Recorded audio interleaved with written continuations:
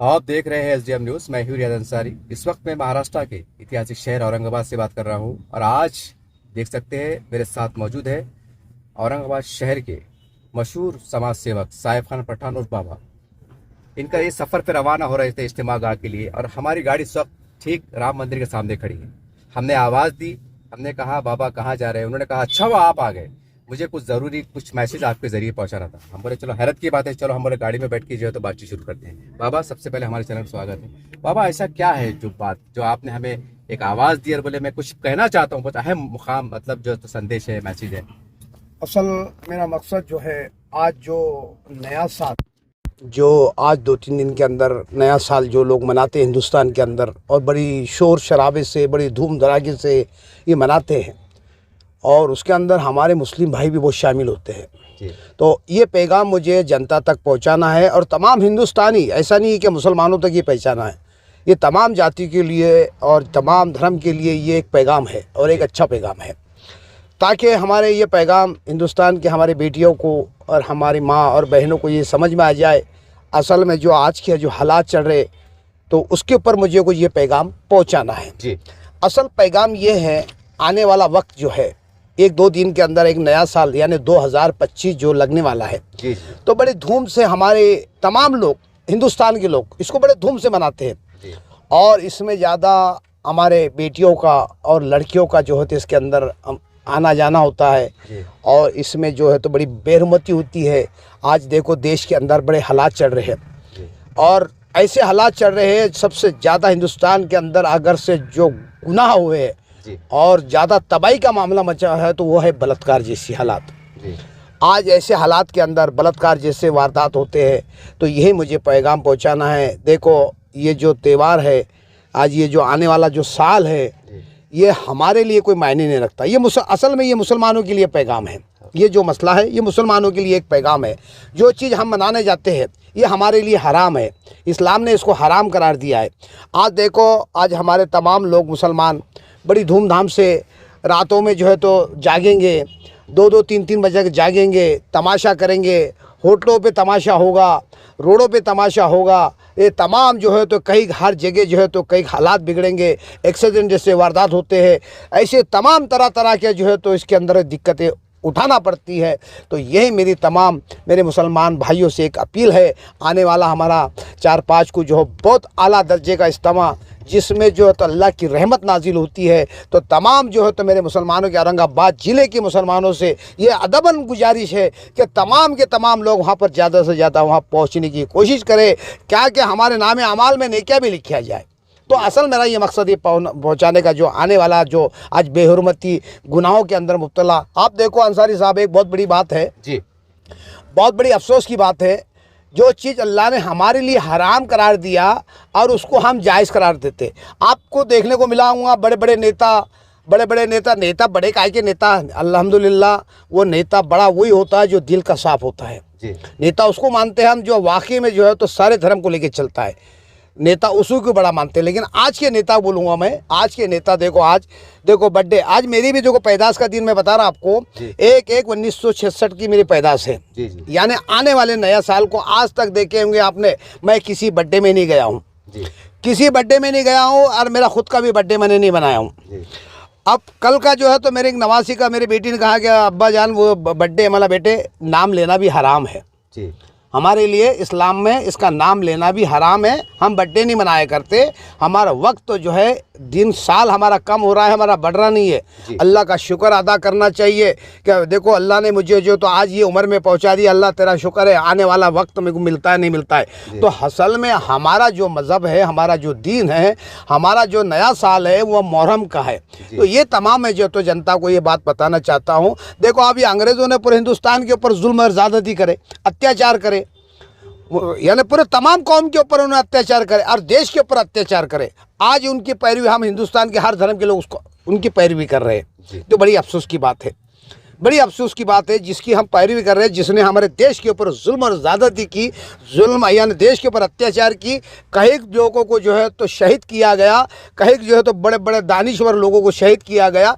आज उनकी हम पैरवी करते हैं, बड़ी शर्म की बात है। मुझे अफसोस होता है कभी भी ये देखने को मिलता है, नया साल आया तो बड़े जोश और शोर से जो है तो हर धर्म के लोग मनाते हैं, जिसमें हमारे मुसलमान कौम भी होती है, तमाम समाज के लोग इसके अंदर शामिल होते हैं और लड़कियां लड़के भी जो होते इसके अंदर शामिल होते हैं। तो तमाम मेरे हिंदू भाइयों से भी, हमारे मुसलमान भाइयों से भी अपने बेटियों के ऊपर सबसे ज़्यादा निगरानी करें और बाहर जाने से रोके।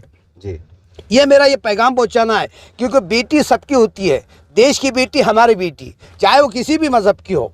तो इसमें बेहयाई, बेहुरमती और ब्याद भी बढ़ती है। कल को आने वाला माहौल ख़राब होता है, आने वाले इसकी जो तो आज जो बलात्कार को जो आज हम बढ़ावा दे रहे हैं, तो ऐसी वारदात जो है तो घटने को जो है तो कोई टाइम नहीं लगता है। तो इसकी वजह से मैं तमाम जो है तो मेरे औरंगाबाद के नहीं पूरे हिंदुस्तान के लोगों से बचना चाहिए। बाबा अब थोड़ी एक सियासी बात मैं ये कर देता हूँ कि इससे पहले मैंने आपसे चैनल पर इंटरव्यू कवर किया था और आपने देखा था कि उलमा इकराम को लेकर काफ़ी हंगामा बरपा हुआ था। असद नबी साहब की तरफ से जो बयान आया था लिफाफे वाले को लेकर, हालांकि उनकी तरफ से वजाहत की गई थी कि मैंने सबको नहीं कहा, उसमें चंद लोग थे, ऐसा मीडिया पे चला। लेकिन अभी हाल ही में एक मीटिंग हुई और हमारे मराठवाड़ा के जो मुफ्ती साहब है उनका बयान आया है कि भाई बाज़ाब्ता के असद नबी साहब को इस पर माफ़ी मांगना चाहिए। और आप भी जो है तो बहुत उसके ऊपर वो थे, वो नाराज़ थे, सारी बात है। अब ये मामले को कैसे देखते हैं आप कि ख़त्म कर देना चाहिए? देखो, ये जितनी हम बातें उलझाएंगी और इस पे गैरों को जो है तो ज़्यादा फ़ायदा पहुंचेगा, जी, हमें अपोजिशन लोगों को इस पे ज़्यादा फ़ायदा पहुंचेगा। जी, जी, रहा सवाल माफ़ी मांगने का, माफ़ी मांगना कोई उसके अंदर कमज़ोरी की अलामत नहीं है। और सबसे आला हमारे नबी ने कहा, सबसे बड़ा और ताकतवर और दानिश वो है जो सामने वाले से माफ़ी मांगे। जी, बहुत ताकतवर कहा अल्लाह के नबी ने। और जब अल्लाह के नबी ने हमारे बात को यानी इसको ये कहा है तो हमको माफ़ी मांगने में कोई हर्ज नहीं है।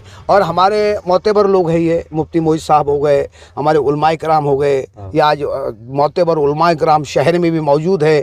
तमाम पूरे हिंदुस्तान के अंदर बड़े बड़े उलमाए कराम जो तो आज जो है तो उनके वेल दुनिया का जो निज़ाम चलता है, आज उनके जो तो हमारे वो रहबर है, इसमें माफ़ी मांगना की कोई हर्ज नहीं है। असल सामने 100% माफ़ी मांगना चाहिए, एक मेरा मशवरा है। लेकिन साहब मैंने कुछ इमाम कुछ जिम्मेदारों का सब बयान आया था, उनका कहना था कि भाई मौलाना सजना नुमानी साहब को हम तहे दिल से एहतराम करते हैं, उनका इकराम करते हैं और तमाम आला दीन का हम इकराम करते हैं। हमने किसकी तौहीन करना हमारा मकसद नहीं था, बल्कि चंद लोग की जो बात हुई थी, सुनने में आया था कि हैदराबाद का ये वो जो बहुत तफसील तलब वाक़या है वो चंद लोगों की तरफ ही बात था। वरना इमाम का मौक़िफ़ ये है, उनके फरवक्त आरिफ साहब का बयान भी आया था कि हम जो है तो उलमा को सर पे बिठाते हैं, हमारे ताज है वो, तो फिर ये मामला तो वहीं ख़त्म हो जाना चाहिए था, फिर बाद में बात उठी क्यों?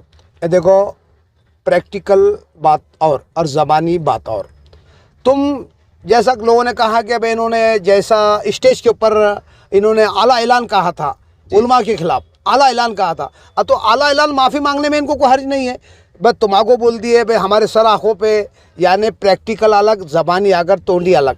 इन्होंने अगर से माफ़ी मांग ले आला ऐलान स्टेज के ऊपर रखकर तो बहुत बेहतर होगा। इनकी कोई उसके अंदर कोई कमज़ोरी होने वाली नहीं है और ये कुछ गिरने वाले नहीं है कि माफ़ी उलमाओं से। अरे हम तो बोलते ख़त्म, यानी हर उलमाओं से माफ़ी हमने जो तो बेगुनाह अगर से बदगुमानी। एक मामूली एक मिसाल देता मैं, एक इमाम खुदा ना खास्ता इसमें 100 उलमाओं के इन्होंने तौहीन कर दिए होंगे और खुदा ना खास्ता उनके पीछे ये नमाज पढ़ ले अगर से बदगुमानी के द्वारा, तो हदीस में आता है उसके पीछे नमाज दुरुस्त नहीं है। जी, खुदा ना खास्ता जितने उलमाओं के बारे में इन्होंने बदगुमानी लाए और इसके पीछे अगर से नमाज पढ़ ले तो वो नमाज दुरुस्त नहीं होती है, वो नमाज उसकी मुकम्मल नमाज नहीं होती है जिसके बारे में तुमने बदगुमानी कर रहे हो।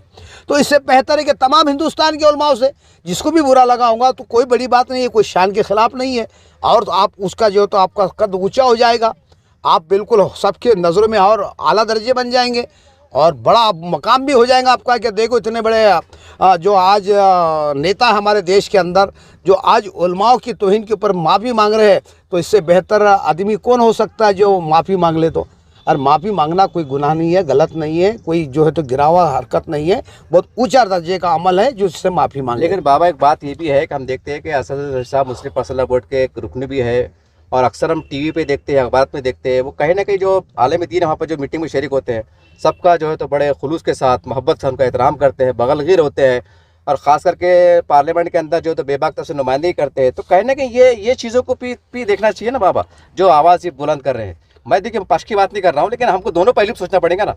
ये देखो, आज मैंने जब एक बात बता रहा था आपको, बहुत पॉइंट की बात है। जी। जैसे उलमा इकराम वहाँ पे गए थे जी और अल्लाह गवाह है, मैं अल्लाह को जो है तो गवाह रख कर बात कर रहा हूँ। जी मैंने उलमाओं की पूरी तहकीकात की और उनसे ज़बानी तूंडी उनसे पूछा कि देखो आप जब गए थे तो तुमने ऐसी हरकत क्यों करे। उन्होंने कहा कि अभी देखो हम उलमा इकराम हैं, हम इतनी गिरी हरकत तो नहीं कर सकते। जो असद साहब ने वहाँ पहुँचने के बाद हमारे साथ में जो है तो वो बंजारा हिल के अंदर गए थे, वो दारुसलाम में नहीं गए थे, ये डायरेक्ट बंजारा हिल के अंदर यहाँ से इन्होंने जो है तो डायरेक्ट एक ट्रायल से इन्होंने बुक की। और ये पैसे ना डॉक्टर का, देखो मैं एक मुसलमान हूँ, ईमान वाला हूँ, मुझे भी मरना है, जवाब मुझे खबर में देना है।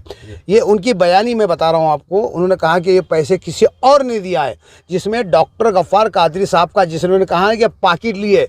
अल्लाह गवाह है, बोले अल्लाह का रसूल, अगर से हमको जो है तो डॉक्टर गफ्फार कादरी साहब ने 1 रुपया भी दिए होंगे तो हमारे लिए वो हराम है।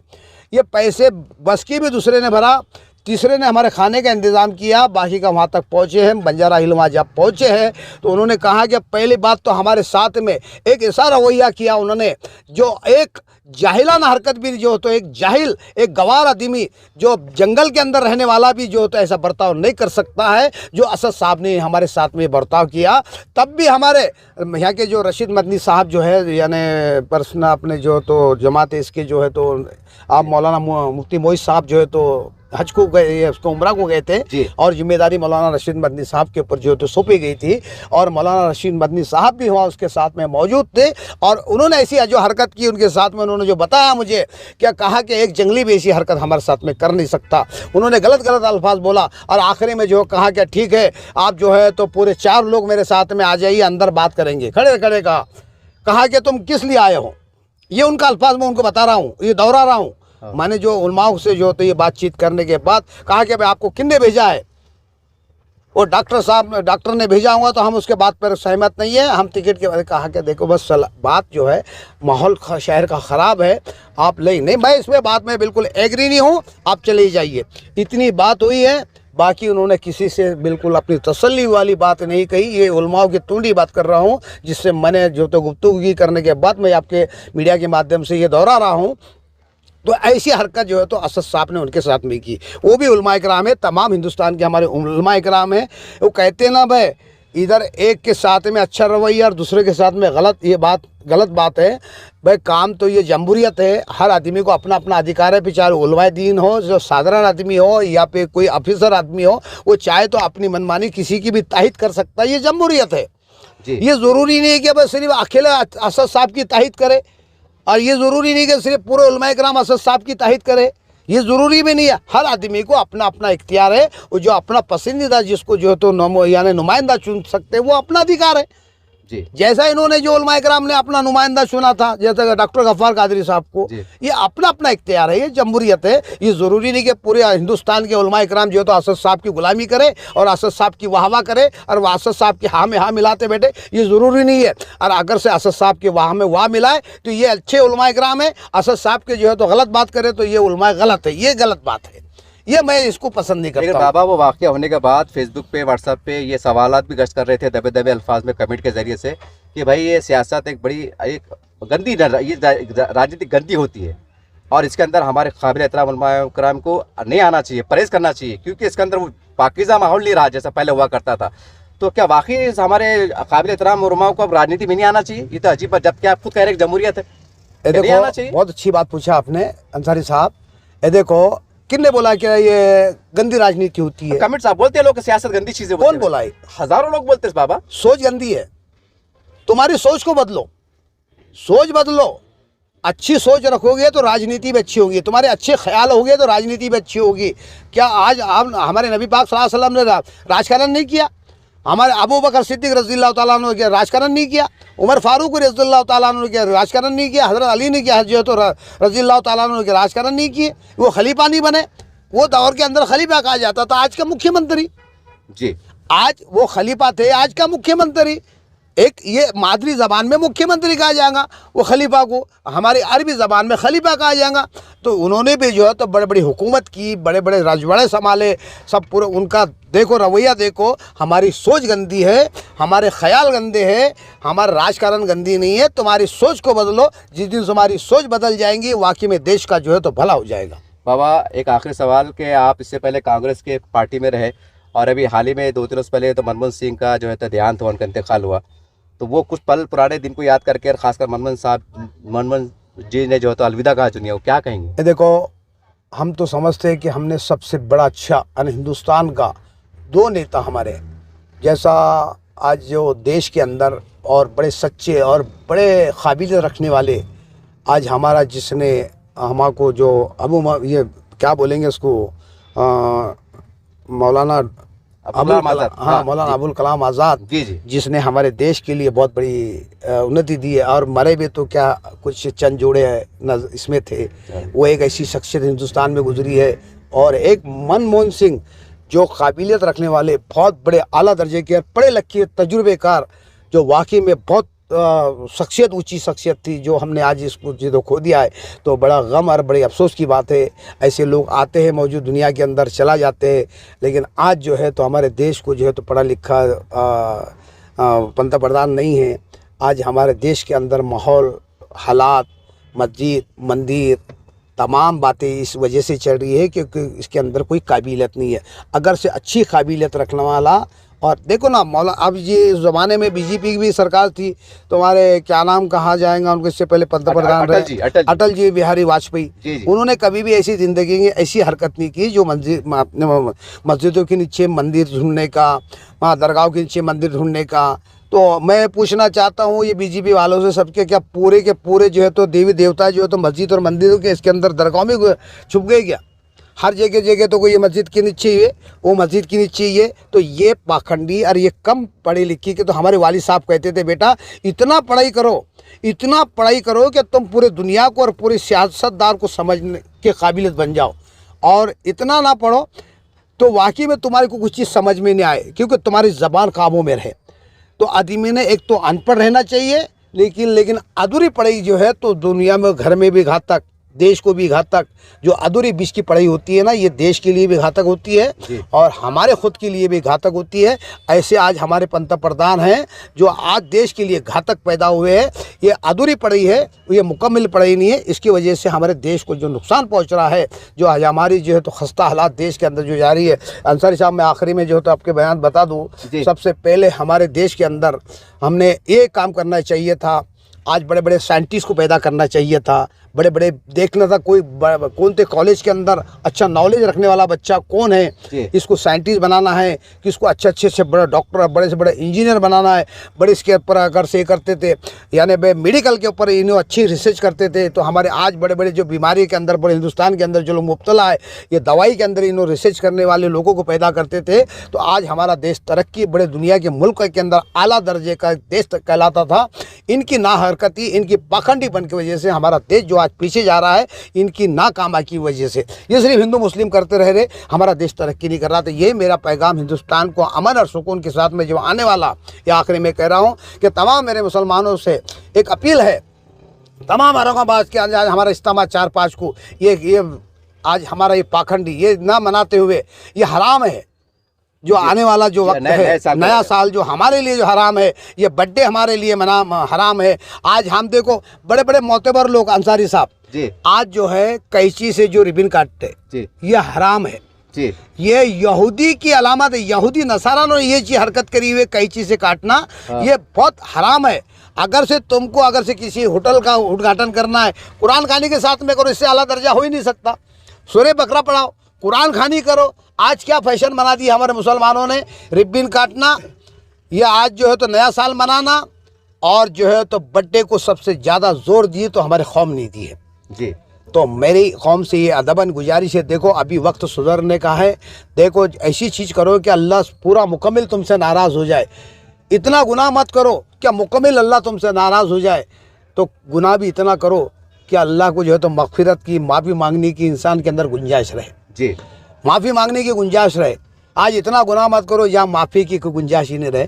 तो मेरी ये तमाम जो है तो मुसलमानों से एक अपील है, ज़्यादा से ज़्यादा जो है तो इज्तिमा में पहुँचे, दुआ के अंदर पहुँचे, उनकी खिदमत करे। और तमाम जो है तो मेरे इज्तिमा को जाने वालों से अपील है, जो मोटरसाइकिल पर जाए तो अदब के साथ जाए। हमारा दीन अखलाक का है, टिबिल सीट ना जाए, कोई ओवरटेक करता ना जाए, क्योंकि ओवरटेक करने में हो सकता है किसी का नुकसान हो जाए। तो अदब के साथ जाए और कम स्पीड में जाए। ये तमाम मेरी औरंगाबाद की जनता से अपील है, अतराफ के लोगों से एक अपील है, बड़े इत्मीनान के साथ और सुकून के साथ और ज़िक्र और फ़िक्र के साथ जाए तो इंशाअल्लाह उम्मीद है अल्लाह के ज़ात से आपको खर्च भी नहीं निकलेगा। और घर से भी निकले तो दुआओं के साथ निकले, और उधर से वापस भी आए तो वापस की भी दुआ जो है तो पढ़े। और बड़ी अदब के साथ में, यानी भाई हिंदू भाइयों को भी एहतराम करते हुए, तमाम जाति को जो है तो अखलाक के साथ में, हमारा अखलाक से सबसे ज़्यादा दीन फैला हुआ है। अखलाक लोगों के साथ में अगर अच्छा रवैया तुम अपनाओगे, हो सकता है कोई दो लगे, ये देखो ये इस्लाम के लोग हैं, ये मुसलमान है,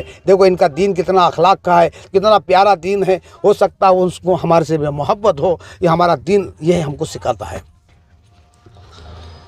वाह, देखिए इस तरह से औरंगाबाद के मशहूर समाज सेवक साहिब पठान से हमारी मुलाकात हुई।